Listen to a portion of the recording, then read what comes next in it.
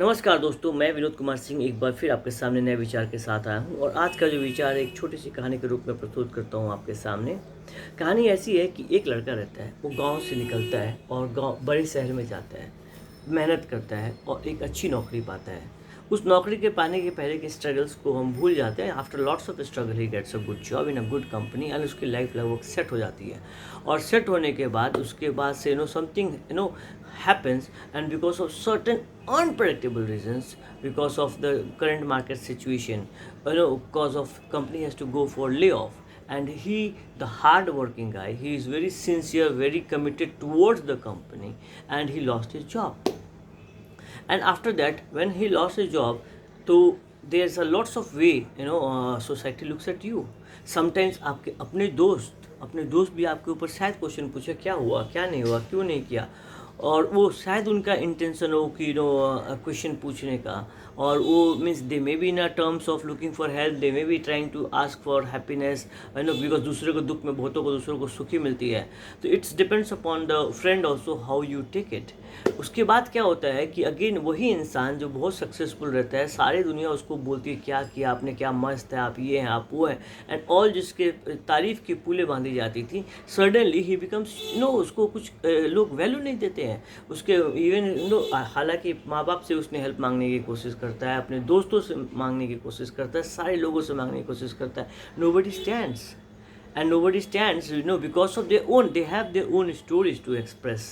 But my story is the regarding the key person who is really affected. अब ऐसे situation में क्या होता है, जब मैं मांगूंगा, चार लोगों से हेल्प मांगता हूँ और जब यहाँ के आपके माँ बाप भी आपका हाथ साथ देने से थोड़ा मना कर देते हैं, आपके सारे जो क्लोज फ्रेंड्स हो वो भी आपका हाथ देने से मतलब हेल्प करने से मना कर देते हैं, वैसे सिचुएशन में इंसान करे तो क्या करे। Then again he has to depend upon his own ability, he has to fight his own fight, right. और ऐसे सिचुएशन में then you have to make yourself again, because when you go down it is not the end, it is not the end till you accept it as a end. जब तक आप हार नहीं मानते तब तक आपकी हार नहीं होती है, तब तक आपकी हार नहीं होती है।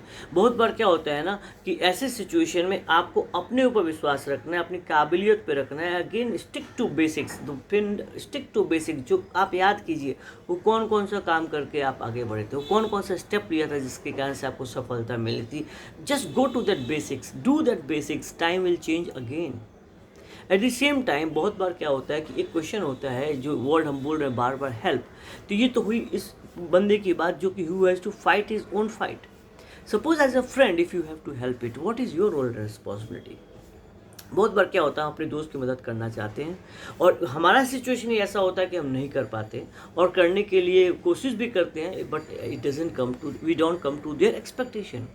उसके बाद at the same time there are certain question as a friend you want to understand कि हाँ भैया मैं तेरे प्रॉब्लम को समझूँ और प्रॉब्लम को समझ के let me give the best solution which is possible.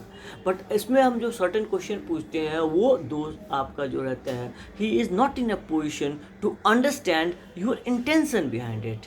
Then it becomes totally logical, he becomes completely professional, he completely logical. Every question has to go through different filters, professional filters. So here we are treating our personal things also in a professional manner, जो मेरे ख्याल से as a दोस्त को नहीं करना चाहिए। और अगेन हाँ, जो दोस्त उसको हेल्प करना चाहता है उसका भी ये फ़र्ज बनता है कि you should close your heart. Of course no need to ask question, don't analyse it, just try to do whatever the best you can do.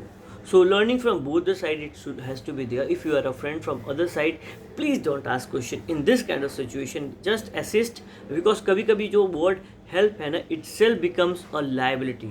Because जो man of ego होता है ना, वो जल्दी help नहीं मांगता है, और बार बार help मांगने वाले लोगों के पास ego भी नहीं होता है। तो एक as I told you, man should not have ego, but there is certain boundary, there is certain things, self-respect you have to have. So that don't take it to the level of ego, take it as a self-respect होना चाहिए।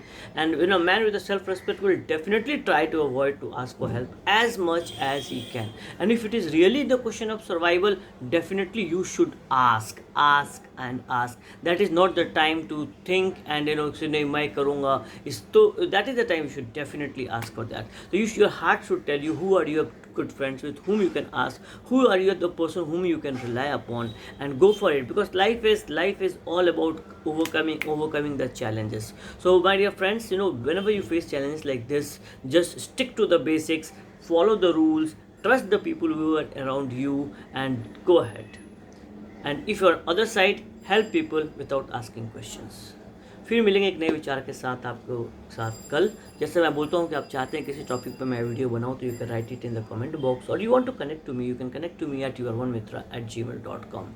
Wish you a very good day where you should be of some help to somebody, or at the same time the help should not make the other person feel obliged for that. You just help it because you want to help it. Thank you very much. Enjoy your day and wish you a good day.